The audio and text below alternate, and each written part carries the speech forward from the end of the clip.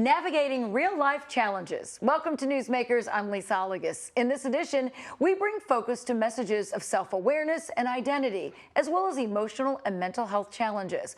We will visit with campus counselors about those issues among college students, but those topics are also the heart of multiple books by a regional author. We begin our discussion with Henry Harris Jr., a four-time published author who is touring with his latest book, Uncover: The Bridge Between Acceptance and Authenticity. Welcome, Henry. How are you? Thank you so much, and thank you for this opportunity to be here. I don't take it lightly, so thank you. It's going to be a great conversation, I can tell. Before we dig into your latest book, Uncover, I want to talk to you about your background. So you spent like 20 years in nursing. Tell us what prompted you to start writing books.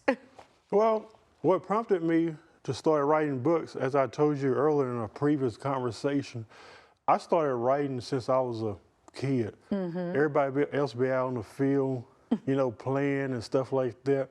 And I would be, during recess, just sitting down, just writing and writing. I didn't realize that that would benefit me years later. Yeah. I ended up having my own show, which we just went into our finale December last year. And that show consists of a lot of writing and producing, talking about mental health and a variety of subjects, relationships. Yeah, you had a lot of conversations with some big people. I mean, you even talked to Maya Angelou, you said? Yeah, she's come on my show, Judge Mathis. We've had a whole lot of people. It's a big story behind that. Also, in my later part of my years, and as a teenager, I had ended up doing ministry. At least I felt called to it. Yeah. And of course, when you do that, you have to write, prepare your sermonette and stuff like that. So I've always done writing. So that greater prompting kind of started with me first. And then You were speaking at churches, you were speaking a lot, and then you decided, hey, I'm going to go on Facebook and have a show, and it was called Brother Henry and you. Yeah, it's still on YouTube. You can look at the archives on there as well. But that other greater prompting and encouraging came from my friend who lives in the Dallas area. His name is Lionel Sneed. He's a good friend of mine. Yeah. And we would have these conversations, and I would tell him, I don't know what it is inside of me, but I feel like I need to write, which is weird because I've always wrote. Yeah. He was like, write what? I said, write a book. Because I was inspired by him because he had wrote a few books. I didn't have the resources. I didn't know where to start. Sure. I didn't know who to hire to do my editing. And sometimes that becomes, it makes, I say other people, it makes me procrastinate at that time. Because when you don't have all your ducks in a row, you kind of be like, okay, maybe this is not for me. So It takes a team. it does. He said these profound words to me. He said, Henry, you were made for this moment. And secondly, he said, write as you feel it. Okay. And 5 years later, still writing, I've applied those words of great wisdom advice, and affirmation to my life. Well, you're also a minister. So how does your ministry or your experience in ministry influence your writing and even the topics that you cover? Well, behind every smile, I believe there's a story. Behind every person, there's a story. There's a story of resilience. There's a story of disappointment, a story of past hurt, trauma, and pain. And I wanted to connect with people on a personal level. I didn't want people to just look at it from the sense that he's a minister, he's a pianist, you know, he's a follower, all these type of things. I feel like I'm more than that. Also, being a minister doesn't always mean you have to be anti-practical. Because sometimes people that's in the ministry, and I'm not saying collectively everyone is this way, I'm just speaking from my own personal experience. A lot of times, for me in the past, I didn't always share about my beliefs or share about where I was struggling at, not externally, because I look good on the outside, but I was tormented on the inside. So I felt like I can be a minister and still practice and enjoy spirituality. However, anyone may want to practice that and at the same time be practical and talk about real life challenges and things that we all struggle with. So you have 4 books, but you write from personal experience. So how would you describe what you present in your books? How do you peg them when it comes to, say, a genre? Would you call them self-help? Well, how do you describe what you write? I would say my books are self-help. I like to describe it as transformational self-help. Okay. And they're rooted in purpose. They're rooted in identity. They're rooted in value, personal development, emotional healing. Okay. And spiritual health and all these type of things. Basically, my books pretty much comes with a universal, not only a universal message, but a universal language. Something that can resonate with everyone. So when they read it, any of these books, they can say, "Oh, I've been there before," or "I've been through a divorce. I know what it's like to live a inauthentic life." Okay, so let's dive into your newest book, which is called Uncover, and it is the bridge between acceptance and authenticity. Do you feel like it took time to be your authentic self? Yeah, I do. I do feel like it takes time to be your authentic self. I feel like that authenticity is not something that you become, it's something that you return to. And what I mean by that is that no one is born with a mask on. No one comes into the world as an imposter. No one comes into the world being inauthentic. I think, me personally, I think these are just learned patterns that I picked up as a kid. You need to be like your dad, be like this person, believe the way they want you to believe, do it the way. You can get so caught up in that where you lose yourself in the process. And in that process of losing yourself, I ran into what I would call an identity crisis where I didn't know who I was. And when you don't know who you are, number one, people will tell you, and number two, you become vulnerable or exposed to what people call you. No matter what that is, you're no good, you're inadequate, you can't do it, you'll never make it. Well, maybe I am these things because I don't know who I am. Yeah. So you finally reach a point where you finally get to yourself, where you finally know who you are, and I think that's a process. Yeah, it's definitely a process. So what challenges were you facing, and what did it take for you to overcome those and find the strength to be comfortable with Henry Harris? I like that word, overcome. I like to use the metaphor that I often use. If you can just imagine, like, and even our viewers, like just standing at the seashore of like an ocean, and you see the waves, you see the wind that's going. It's just a beautiful feeling, and you're just so caught up in the moment of what's going on presently in front of you that whatever's going on out there, it just don't really matter to you. It's not that you ignored it or pushed it away. It just don't matter at that moment. I always like to use the illustration of the water as our trauma, past hurts, rejection, all the stuff that we go through. And oftentimes when we're standing there, in a natural sense, you cannot pinpoint the end of the ocean. I don't know anybody that can do that. I can't do it. But at the same time, I kind of view overcoming more as a journey, not necessarily a destination, if that makes sense. So maybe I'm in a situation where I don't understand it all, or I'm in a situation where I don't see the full big picture yet. Right. But at the same time, I'm so present in what's going on in front of me, and I give myself grace to look at it from the perspective of I'm better today than I was yesterday, or I'm better today than I was a year ago. It's all about personal development, personal growth, and I'm not overcoming. I think you can overcome, but I do think that can be a challenge to get there, because sometimes we want to pinpoint where it ends when we need to give ourselves the grace and the credit as far as where we've come from and where we are today. Yeah, and you're still developing and Oh growing. yeah, it's an ongoing journey. So talk about your writing process, because who are the experts you include in your books when you're sharing advice? On your posters, you say besides living authentically, you include practice acceptance. So is that something we need to apply both to ourselves and others? I mean, do you get advice from others in your books? Talk about that. I believe it's important that people walk into the holy ground of your story, because you never know what people are going through. And I believe that the greatest story that one could ever tell is that which he has experienced.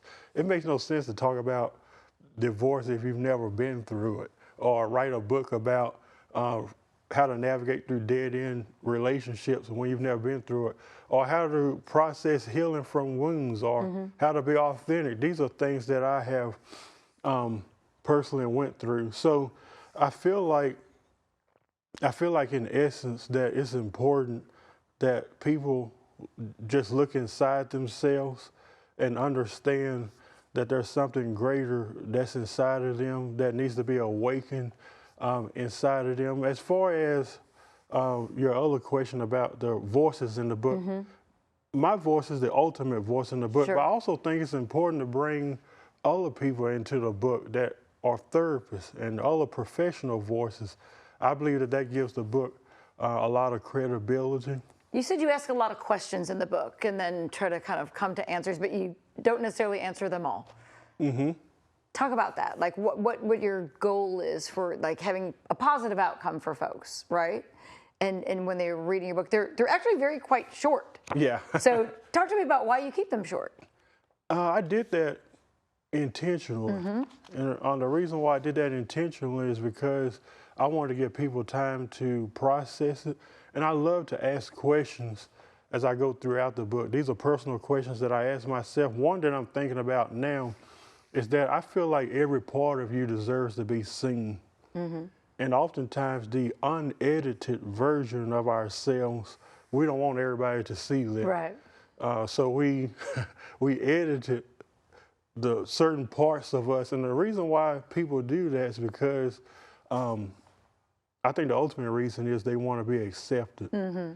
I feel like acceptance may give you access to the room, but authenticity allows you to breathe in the room. And I've discovered in my life that a lot of people are not breathing and that they are navigating through life seeking affirmation, approval, acceptance from people who, quite frankly, don't even accept or approve or validate themselves. Yeah. So it's important that as I'm writing these books, to make it personal, to ask what parts of yourself that you feel like you had to shrink, what parts of yourself you feel like you had to hide to be accepted. And I feel like those are spaces you don't deserve to be in if people cannot accept who you are. Yeah. I mean, you've written several of the books. You mentioned them kind of in passing there with their names. You've written, they deal with tough emotional life experiences, dead end, navigating through relationships, the sting of rejection, facing our wounds, looking into the mirror of my heart. I feel like these could be Lifetime or Hallmark movies as well. Are you sharing your diary with the world kind of in these books? Yeah, I am. A lot of people love it. Like I said earlier, the books have a universal message. I just want people to know that that it's important to be yourself. Like you don't have to be anyone else. You don't have to shrink who you are to belong. And I feel like this is a message not just for here in America, but people are ordering these books, especially the last one, all around the world. Wow. And that tells me that there's a message that's at heart, that's really connecting with the people. And I think people are finally waking up and realizing that accept pretty much means I belong here. Yeah. Conditional acceptance means you have to do something to belong there. And people are walking further away from that and saying, I belong here. Well, you're a dad. Does being a father change your perspective on writing your books or have a role in what you're focusing on? I describe my daughter in my book as my greatest treasure. And she gets so happy when I put, it's on every book, as my greatest treasure. I never thought about that question until you sent that to me, but it really spoke volumes to me because it's not that I didn't know what love was, but it's something about when you have your own kid. I'm a full-time dad. When you have your own kid, you look at her, she's like an embodiment of you. But to apply that to my writing, I would say it's more therapeutic for me because the love I show her, she shows me. You know, there's times where she'll pitch in an idea, Dad, you think you should change the chapter, or Dad, what do you think about this? She thinks I'm a celebrity. I was like, oh Lord, I'm not a celebrity. I'm just trying to help people. Yeah. But yeah, that's how my daughter, as far as her influence, as far as what I write. That's awesome. All right, well, tell us where someone can find any and all of your books. Just very simple. They can go to Amazon.com, type up either of these names, especially the new one that just came out, Uncover. Yeah. Type up Henry Harris. Make sure you put Junior at the end of it, and that's how they can locate these books. All right, well, good luck on your book tour, and thanks for sharing all this great information and Thank your you, perspective. too. Thank Appreciate you being here. Thank you. We're going to take a break. When we come back, we will be joined by a member of the MSSU Counseling Service.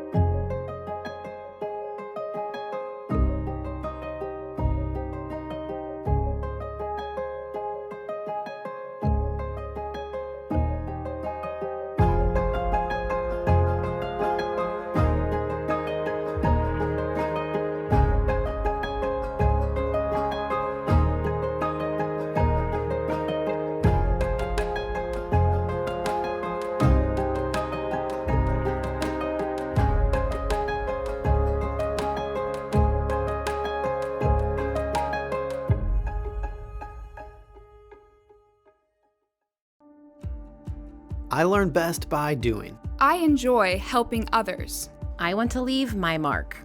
Here, I discovered what I can do and who I can become. What begins on this campus moves into studios, hospitals, and communities around the globe. This is Missouri Southern State University. Explore boldly. Care deeply. Impact globally. One expanded mission built with lion pride. Welcome back to Newsmakers, where we are discovering ways to navigate life's challenges. Struggles can be very real for university students. The pressures of leaving home, making new friends, fitting in, doing well in school, paying tuition, and for some, even supporting a family at the same time. Here on the Missouri Southern State University campus, help in navigating those challenges is available through counseling services. Joining our conversation now is mental health counselor Riley Miller, who has a master's degree in clinical psychology from John Brown University. Thanks for being here on Newsmakers. You're welcome. Thanks for having me. So you are passionate about supporting individuals as they navigate complex life transitions. And we were talking with Henry Harris Jr. about, all of those different complex life problems. So it's a center of his writings. One of those concepts is identity. So how does coming to college sometimes throw a student's concept of identity into question when they come here? This is something that we actually talk about a lot in the clinic. It's something that's special about our specific position as university counselors. Yeah. Is in counseling, a lot of the times when you're working with adolescents, the problem is you can only fix so much, you can only help so much. They're going back to the home environment. Working with older adults, sometimes we get kind of stuck in our ways. It's not that you can't, it's a different kind of thing. Sure. College students are in this really unique place in life where they have left the home environment, but still have access to this safe container. And so it is an opportunity to experiment with more authentic identity. No matter what your home environment is, you're going to have roles that you play. And those roles can become kind of cumbersome and make decisions for us. And when you come to college, and especially, if you're thinking critically and self-analyzing, doing something like counseling, it's a big opportunity to say, who do I want? Am I being who I want to be? Yeah. And you're also here to find out who you want to be, find out what you want to do in life, your career path. So what are some of those emotional crises that students might face as they're like pondering, am I making the right life choice? Yeah. Well, with college students, we see all sorts of different stuff that comes into the clinic. one thing that we'll often say is people are really good at hiding their emotional distress. So it's so often the opposite of what it looks like with people. But we do see typical stuff. We see people dealing with stress. We see people dealing with anxiety. We see people dealing with depression and relationship problems. More connected to Henry Harris's topic here on authenticity and being. We see that. We see identity transition. And it's so funny because you have to pick a major, you know what I mean? But you also are in the middle of figuring out who you are here. And so often it's a more difficult, more off the books way to handle it. People are figuring out who they want to be long term. And that can be a crisis. We can kind of freak out. You thought you wanted to be a doctor your whole life. And I don't. I want to be a teacher, you know, and that's important to know. Your life will be so much better if that's really what's in there, if you embrace that. But it's painful to let go of old selves, you know what I mean? And why is that? I mean, is it because all my life I thought I wanted to do this, and how hard is change for sometimes? I mean, like, because I've invested 2 years in the health science field, and now I want to go the other way, or vice versa. I think I want to be a nurse. Yeah. I told everybody I was going to do this. I've got the T-shirts. I did. It's hard, there's always kind of like a pain and a grief. It's almost like losing a loved one whenever you have a self that you've invested in that it's now best to set aside. I can't remember exactly how to say it, but it's something like the devil we know. We'd rather have a very difficult situation that we're familiar with than a potentially freeing situation that is unknown. It's so scary. I've never thought about what it's going to be like to be a teacher. What do I do with all my T-shirts? You know what I mean? So that fear of the unknown is part of it. It's so painful. I mean, no life is free of some kind of challenge, right? We all have something. So how important is it to look at these as ways to grow and possibly improve? You know, because you said, it might be freeing. You know, how is it, if you have a really bad situation, how is perspective important for saying, okay, I might learn something? Yeah, absolutely critical. This is a great question. In the context of something like trauma specifically, and I always like to say trauma gets kind of a different rap than it is. Trauma is like a second system of memory. Trauma doesn't mean a specific list of things that happened to you. In Vietnam, we studied veterans that came back, and 5 members of a squadron could see the same traumatic event, and 4 of them would come back fine. Only 1 of them would end up developing what we now call post-traumatic stress disorder. Why is that? Well, the one was the one who didn't get to integrate the experience. It's exactly what you're saying. We need to make sense of it. And we can make sense of it in a number of ways. If we make sense of it in a way that makes us powerless to its recurrence, then we're going to be stuck in a loop. We're going to remain anxious. We're going to keep looking for tigers. But if we can make sense of it in a way that returns power to us and sets balance to the story of you and the world, then you can let go of that thing and take strength with it. It can even, like you had said, make us stronger. Does that make sense?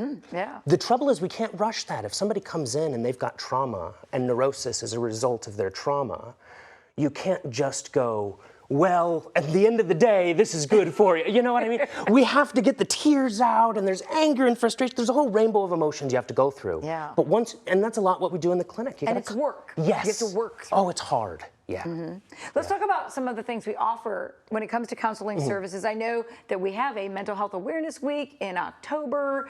Talk about Connect to You and what we're offering students so that they can take advantage of it. Yes, okay. So we have a number of different programs that we do. But mostly what they are is, and this is Connect to You, this is Wellness Week, there's a handful of other ones that we'll do. They happen about a week before finals and about a week before midterms, right? Okay, a De-Stress Fest, Connect to You. So this is kind of our outreach attempt. This is the most stressful time for students. And so we want to put our faces out there. We put tables out, we've got cards, we've got fidget spinners and different mental health stuff. As much as we can give you from a table. Sometimes we'll have like books, like maybe we'll have some of Henry's books there next time. But more importantly, we're there and we meet the students and we let them know these are our services. All students have access to free mental health counseling. We have group services available. And it's not just those weeks; it's year round. But I mean, this is a time where you say, "Hey, we're here for you. Come see us." Yeah. So more and more young people report having anxiety, having stress. Is it helpful to put a name on it, or can we all face varying levels? And how does someone know it may be more than anxious? I mean, there's a generation, the older generation, saying, Well, we were stressed too. Yeah. You know, we don't have to have Yes. a diagnosis. We've heard you this, know, yes. We're nervous. Yeah, Everybody gets yeah. nervous taking a test. Get over it. Yeah. We're all, So, exactly. you know, I mean, Yeah. it is, sometimes it's generational, but but does putting a name on it help? Or, you know, and when is it, how does a student know, hey, it's more than just, I'm worried about my test? Yeah. So the unspoken truth of this, we've got so much more freedom to speak actually the truth about this as university counselors, because we don't connect to insurance, we don't bill to insurance, it's through the university as a service to the students. But the truth of the matter is most clinicians, without the pressure of insurance codes, recognize things like the DSM and labels as important sources of information, but identifying with the label is such a danger. They tend to not diagnose unless it's going to be beneficial to diagnose, which is basically what you're asking. When's it beneficial to put a label on it? Yeah. And occasionally it can be. When we don't is if it seems like it's going to be a situation where we identify with it. I am my depression. I'm just depressed. You may have heard like chemical imbalance theory. Oh, I hate that. It's circumstantial. It's such a rare condition to have your receptors actually off. Usually it's like, look at your life. Is there anything depressing? If not, then let's look at, you know, maybe we've got. But I like to say, when do you go in and get a checkup, so to speak? Like when should we go see somebody? If you're even asking the question, come see us. Yeah. We'll talk about it. And if a label's helpful, we can get you one. Sometimes it's like helpful to be like, no, I'm depressed. So, and I mean, do we think sometimes that there are people just want to take a medicine, you know, a pill, and instead of doing the work that it takes? And so we want to know, make sure that students are aware of, you know, talking to someone. When is it important to say, hey, 988 might be a good option for you? The suicide hotline. I mean, it's not necessarily if you're suicidal. It can be just if you have feelings you want to talk about. Distress. Right? Yeah. If you're in crisis, you know, if you're feeling that feeling like I've got to have somebody to talk to, I might be a danger to myself, reach out, absolutely. Yeah. And we've got the Ozark Center around here, which is also a great resource. You mentioned medication. Medication can be a fantastic resource for people.